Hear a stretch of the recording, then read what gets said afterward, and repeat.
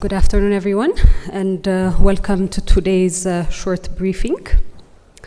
I will begin with activities that had been undertaken over the past week by the Prime Minister before I proceed to the second part of the briefing, which should be on current issues. So on July 22nd and the 23rd, Prime Minister Abiy Ahmed met with the Council of Ministers to review the performance of sectoral activities during the course of the Ethiopian calendar 2013 budget year. So what had been undertaken in the past year had been reviewed, and the ministers have also achieved important milestones over the course of the past year, despite the many challenges that the nation has been confronted with. To name a few of these milestones, although it has been widely explored, first, agricultural crop productivity has shown remarkable progress over the past year, particularly in Ethiopia's efforts to substitute wheat imports through enabling national productivity. So if you've been following closely over the past year, there has been a lot of initiatives that have been undertaken by the Ministry of Agriculture at the federal level in collaboration with regions to ensure that wheat productivity is at the forefront of Ethiopia's food self-sufficiency efforts. Gold export performance has also been quite positive over the course of the past year, as reported by the Ministry of Mines and Petroleum. And this also shows efforts are being made to grow the sector in addition to artisanal mining. Another key milestone is strengthening and reach of other forms of health services that have been continuing through the initiative of the Ministry of Health alongside what the nation has been confronted with, as the rest of the world has with the COVID-19 pandemic. However, these different healthcare service provisions have also continued for other parts of the country and other citizens, including those that have been displaced by various issues, including conflict and natural disasters. So despite the multidimensional challenges the nation has been confronted with, resilience has also been the hallmark of the country's economy, as reported with a 20% increase in export revenue. So this is just to give you a flavor of some of the key milestones as reported within the annual performance of the Council of Ministers. So in reviewing these key milestones and also evaluating the gaps of implementation against set targets, this is to enable better direction to be set for the upcoming budget year according to the Ethiopian calendar 2014, and in government's efforts of exploring ways of further strengthening the economy and achieving targets that have been set within the National 10-Year Perspective Plan. Relatedly, and it's important to update because we're almost halfway, or we've passed the halfway mark for the Green Legacy Initiative. So to provide an update on the Prime Minister's National Green Legacy Initiative, activities are progressing nationwide. Reports from the Green Legacy Committee shows a 70% performance thus far in the nationwide planting schemes. And just to reiterate again, the Green Legacy Initiative, as we know it, is an initiative that has multifaceted attributes to the nation. It has been put in place or instituted to support sustainable agricultural development and food self-sufficiency. Also, with Ethiopia's attempts to be a climate resilient country and in its efforts to tackle climate change, enhancing forestry, enabling sustainable water resource development. So we have already intimated before that beyond the national efforts in this year's Green Legacy Initiative, neighboring countries have also been onboarded, and there are activities that the Ministry of Foreign Affairs will update you on as far as how that is progressing. So to conclude this part, we still encourage all Ethiopians and friends of Ethiopians that are residing within the country to support in meeting this year's target by continuing to plant their print, as many other entities are doing so. Moving to the second part of today's briefing, as it relates to the situation in the northern part of the country. It is to be recalled that the government has been engaged in various rounds of humanitarian assistance and rehabilitation initiatives in the region. The last time that we had met as part of this briefing was before the humanitarian ceasefire. And so just to further reiterate again activities that had transpired prior to the unilateral humanitarian ceasefire, we recall that the efforts by the government in the first round, distribution of humanitarian assistance had been made for 4.5 million people throughout the region. The second distribution was aimed at 4.5 million people, and in the third round, according to data from the relevant stakeholder, up to 4.9 million up to 4.9 million people had been reached in humanitarian assistance. And in the third round particularly, you would recall that this was being done in consortium or in cooperation with different international partners as well. As of June 29th, 2021, the federal government made a unilateral humanitarian ceasefire. And this ceasefire was enacted, as has been shared before, to enable farming activities from being interrupted. Otherwise, any further disruption to the farming activities of those within the region will have devastating consequences, particularly for food security within the next year. Meaning the Ethiopian calendar. And in that regard, prior to the humanitarian ceasefire, up to 500 or more than 580,000 quintals of fertilizer had been purchased, with more than 530,000 quintals that had been stored within storages in Mekelle and also distributed through cooperatives or through 10 cooperatives within the region. And with related to the departure of the defense forces as part of the humanitarian ceasefire, when they were exiting Mekelle, or at the point in time of exiting Mekelle, more than 400,000 quintals of wheat and 2.5 million liters of edible oil had been stocked in warehouses for distribution to those that were in need. And this is also, in addition to that, around 14 million liters of fuel had also been left in depot for any needs within the region. So an interesting thing that we need to particularly pay attention to is what has transpired after the humanitarian or the unilateral humanitarian ceasefire had been put in place. As I had shared with you already, this unilateral humanitarian ceasefire was enacted by the government solely intended to enable humanitarian assistance for farmers to utilize the rainy season.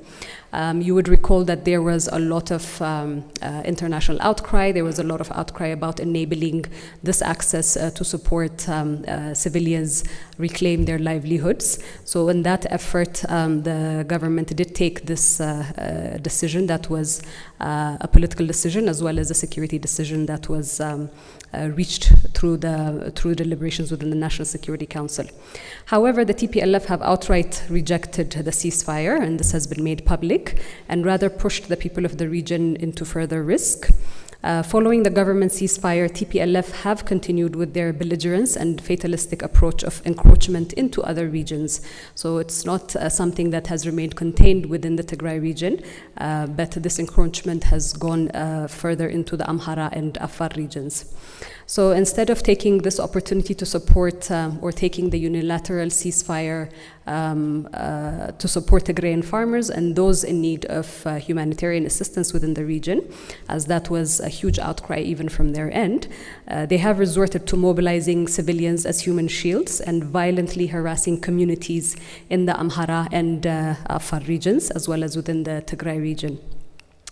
Particularly the lives of farmers in the Amhara region and pastoralists in the Afar region are being destabilized by the terrorist enterprise that has resorted to further escalating the situation rather than de-escalating it, and this humanitarian ceasefire provided that opportunity to de-escalate further. However, here, as you may have noted, the international community and particularly also the international media have been shockingly mute with regards to this.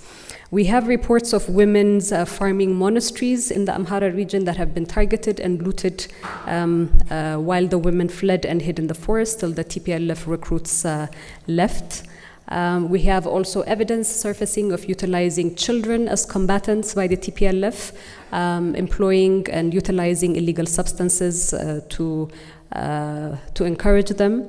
In this regard, the federal government asserts to the very quiet international community on this particular matter, that children are not soldiers and civilians need not be utilized as human shield for the TPLF's destructive exploits.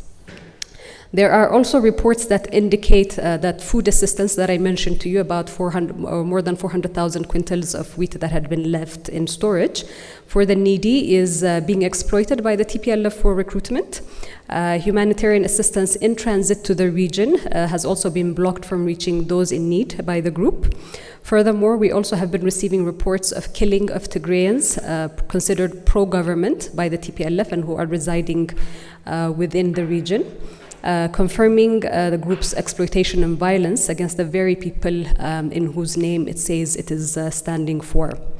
Another point of concern for the federal government as well as partners supporting the case of refugees is the safety of Eritrean refugees within the Tigray region, which is threatened with the presence of TPLF forces, particularly in refugee hosting areas. Reports of up to 6 killings of refugees have come in so far. The properties of the Agency for Refugee and Returnee Affairs and other partner properties, including the World Food Programme warehouses, have been looted and items confiscated, as reported by ARA. Refugees are being forced to contribute in kind and in cash to rebels. Adding all to this, all efforts by the refugees to move out of the conflict zone has also been prevented, giving the impression of a hostage situation. On the contrary, there are reports of forceful transportation also of refugees, trying to relocate them to 2 refugee sites that had been folded by the federal government because of the insecurity that had prevailed in that area even prior to the rule of law operations having begun.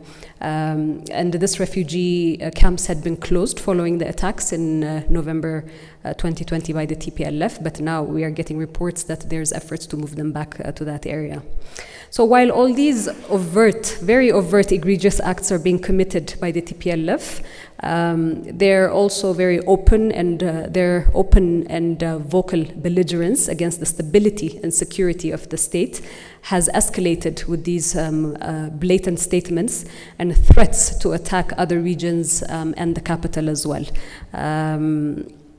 So this silence around that, particularly around international communities, is something that needs to be once again raised and questioned. Despite the challenges that the current situation has opened, and following the unilateral ceasefire, the government is continuing to work with partners to assuage the challenges of humanitarian assistance delivery. There has been, as I mentioned earlier, an outcry with regards to the need for humanitarian assistance.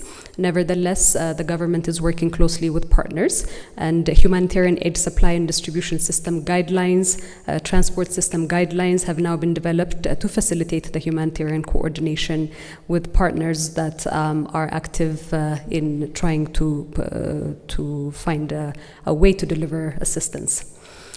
Related to the blatant statements and this overt hostility that is now at play from the TPLF side, the public response, particularly the Ethiopian public response to these aggressions against the state and to the nations and nationalities of Ethiopia, has been met with the nationwide condemnation across the country, as you've witnessed over the past few days. The diaspora community, or Ethiopians living in foreign countries, have also added their voice to condemn the TPLF's aggression and violence. All across the country are mobilizing to thwart the threat declared by the TPLF, and many are also enlisting to join the National Defense Forces in what has become a national tagline of "I will march to save Ethiopia." Renouncing the TPLF as a terrorist organization and the need to reconcile with fellow Tigrayans who have deep roots, blood and familiar ties with other nations and nationalities has been expressed by many across the country. So this clear delineation of calling a spade, which is the threat posed by the TPLF criminal enterprise versus the people of Tigray that are also part of the fabric of the Ethiopian society. So this is something that has been repeatedly been expressed in public outcries over the past week. So despite the TPLF's attempt to wage a rift between the people of Tigray and their fellow Ethiopians for their personal political gains, Ethiopians all over have been very vocal in differentiating, as I told you, between the culprits and the innocent Tigrayans in whose name TPLF and their operatives continue to trade. I would like to say a little bit before I open it up to questions in terms of the response by the international community and the international media, who have at previous junctures been overtly vocal about support for the region. In developments following the government's decision to enact a humanitarian ceasefire and exit some of the cities, the international community's silence has been quite outstanding. I've repeated that and I want to re-emphasize that again. So a clear double standard seems to be at play in the silence towards TPLF's harassment and overt belligerence. So it's not a silent belligerence anymore, but these are statements that are being issued through various social media channels from spokespersons related with the rebel group about an attack on regions and the capital as well. Many that were echoing the well-being of Tigrayans in the region are now mute when the TPLF is blocking aid. When there's killing of Tigrayans, it considers against the TPLF structure. When it is recruiting child soldiers, we have seen a lot of evidence towards that and testimonies from child soldiers that have been apprehended by the security sector or the government security sector. Again, the international community has been quite mute when civilians are being used as human shields and bullet fodder, and when the TPLF is encroaching into other regions. There was a very loud narration and narrative about government forces and Amhara forces get out of the Tigray region, but now you have TPLF forces that have been designated as a terrorist organization encroaching into two regions, the Afar region and the Amhara region, and there is a dead silence with regards to that. So it begs the question of why. So three things that I want to draw your attention to again before I open up for questions. Number one, TPLF attacks the state in November 2020, dragging the federal government into a war. Secondly, the federal government enacts a humanitarian ceasefire, which TPLF rejects in June 2021. And three, TPLF escalates the conflict by encroaching into two other regions and openly declares violence. So these three critical threats against the state and the people of Ethiopia, and the international community is still quiet about it. So the question is why? I open it up to questions from you. Okay, we'll take one over here. Another one from Skander. Elias? No way. Okay, let's take this round and I'll come back. Thank you. There's a microphone coming your way. Thank you. I have a few questions for you. You said that the TPLF is attacking civilians in the state of Amhara and Afar, creating or wreaking havoc there. But what is the government doing to defend civilians in both regions? Is the government still, or does the government still respect the unilateral ceasefire? We hear that there is an active war there. So if the government respects the unilateral ceasefire, who is fighting there? Can you tell us the real situation there? The next question, when it comes to the budget regarding the Tigray state, I think it's still up in the air. Is your government planning to release the budget to the state? And if yes, who is going to receive the budget?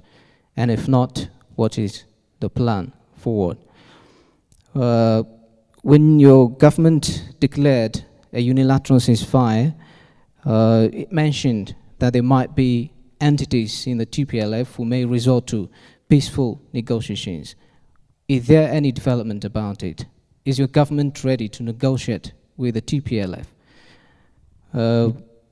Maybe the last question. Some international aid organizations are saying that they are running out of stock, maybe in a couple of days. What is your government planning to do to provide aid there? You're saying that the TPLF is blocking roads and aid is not being delivered properly. So what is your government planning to do in the coming weeks? Thank you. Thank you. That was a 4-part question. So I think in order to also give other people a chance, let's limit our questions to 2 parts. Elias, and then Iskandar over here, and Noe over there. All right, thank you. My first question relates to what seems to be flare-up of violence regarding the Afar Somali region or eastern Ethiopia. There seems to have been some blockage of the Ethiopia-Djibouti rail line. Do you have any idea who is responsible in the blockage and what the government is doing about it to resolve it? And relating to that, this has been a long-standing issue or conflict between the Afar and Somali communities. In this regard, is there a medium to long-term plan by the government to solve this recurring deadly conflict? Solomon raised a bit. My second question is about there are about 200 WFP trucks still stranded in Samara who have been not able to transport aid items to Tigray. What's the latest about it? Do you have any idea when they will leave for Tigray? And in the government side, what help or what measures are you taking to ensure that it reaches to the communities who are in need of this aid?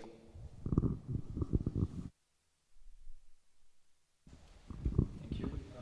Yeah, just a quick question about the public response you were mentioning, about the recruitment. How many people were recruited, across which regions, and what kind of training they will have before going to the fight? Thank you very much. I think this question was asked earlier as well. I mean, is unilateral ceasefire still on as far as the federal government is concerned? If you could respond to this question vis-a-vis, the mobilization underway in different parts of the country. Okay, thank you for your questions. I will start with the query regarding the humanitarian ceasefire and the unilateral ceasefire.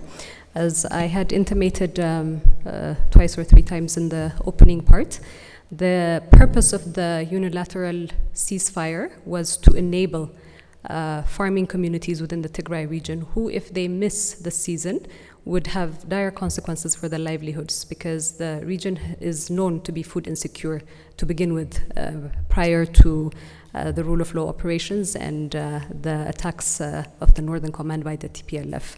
So it is important as part of government's efforts to support people within the region for these farmers to resume their normal activities and normal livelihoods. So together with that, and in ensuring that humanitarian assistance is also delivered, this humanitarian ceasefire, this unilateral humanitarian ceasefire was enacted, and government forces have been withdrawing. The federal government still stands by the unilateral ceasefire. It is not engaging in any offense. However, I have also shared with you that once the National Defense Forces have exited from certain cities, there has been a belligerent approach from the TPLF side, which is encroaching and advancing towards and provoking the National Defense Forces, and as well as other supporting units in that area.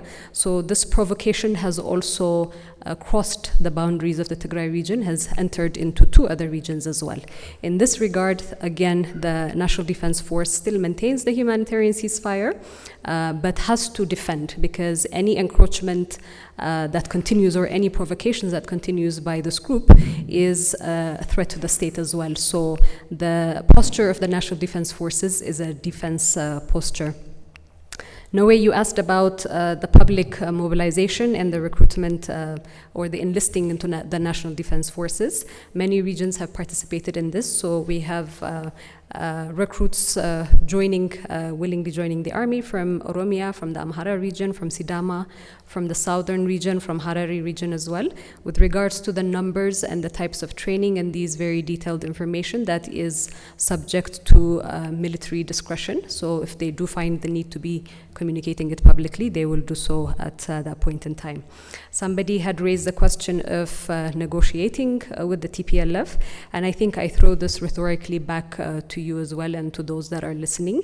When the government in its responsibility to support the people of Tigray enacted a humanitarian ceasefire, and you have a belligerent group that is publicly going out and saying that they will be attacking and there will be retaliatory measures towards certain groups and certain regions, it's very hard to fathom how a federal government can sit down and negotiate on that front. So I think it's really important to reframe the question and reframe the way that we're looking at this issue, because it seems to be a large condemnation on the part of the government or towards the government, but not enough condemnation for these atrocities that are being committed by an entity, an organization that has been designated as a terrorist group.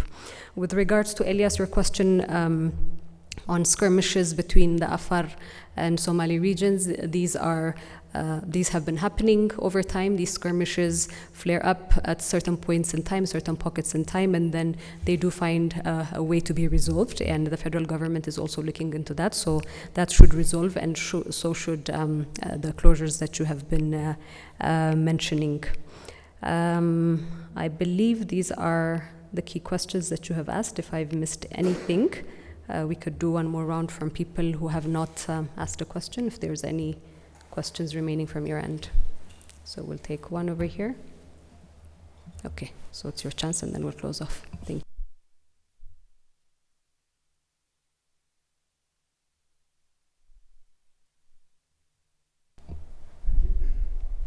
Thank you. My question is, regarding the mobilization of troops, including by regional governments. There are some people who are commenting that if regions are calling up to arms and the federal government is still sustaining the position of the ceasefire, doesn't the federal government fear or have any concern that this might turn into clashes between regions? Do you have any concern about that? That this would turn into conflicts between regions, yeah. Well, I think what the federal government, and again, this requires a reframing of the perspective and the question that is being asked, because what the federal government and the state is confronted with is a threat to its continuity. You have a belligerent group, as I've been saying, that has been designated as a terrorist organization in a very constitutional process that adheres to the laws of the land. So you have this group that is overtly belligerent and stating that they are going to continue provocations and that they will be taking retaliatory measures. So this is not the public outcry is not an outcry of wanting to engage in war, but this is a public outcry of wanting to save the country from any further threats. So it requires a little bit of reframing in terms of the way that you're seeing it, because the imminent threat is the threat from TPLF. That imminent threat is not the threat of the Tigrayan people, as TPLF propagandists are making it out to be. So that threat needs to be thwarted, and people who believe that they owe their livelihoods and they have allegiance to their country are showing and are condemning these acts and showing their solidarity to save their country by enlisting in this. So that perspective of further aggravating or engaging in war is not that. This is also support to the National Defense Forces, who have been on the front lines for the past 8 months, who also have families, who also have livelihoods and lives that is important for them to carry on and carry forward, but have been on the front lines for the past 8 months, close to 9 months, sacrificing a lot of things as well. So this is the solidarity by all regions and Ethiopians, nations and nationalities that are showing that solidarity. There was one question I think I may have omitted with regards to statements by certain organizations saying that they're running out of stock. But as I had mentioned earlier, when the National Defense Forces withdrew and the Unilateral Humanitarian Ceasefire was enacted, the National Disaster Risk Management and the Emergency Coordination Committee at the federal level had already placed in stock, as I was mentioning, 2.5 million liters of oil, as well as wheat. There are still efforts that are being done to ensure that passageway through to reach those in need is facilitated. But again, I want to return it back to that silence, which is, I think, the organization or the entity that is blocking this from happening, and instead of making way for a humanitarian relief, is instead engaging in belligerence, needs to be condemned by all stakeholders and relevant authorities. Thank you very much. We'll come back to you with further updates as they arise.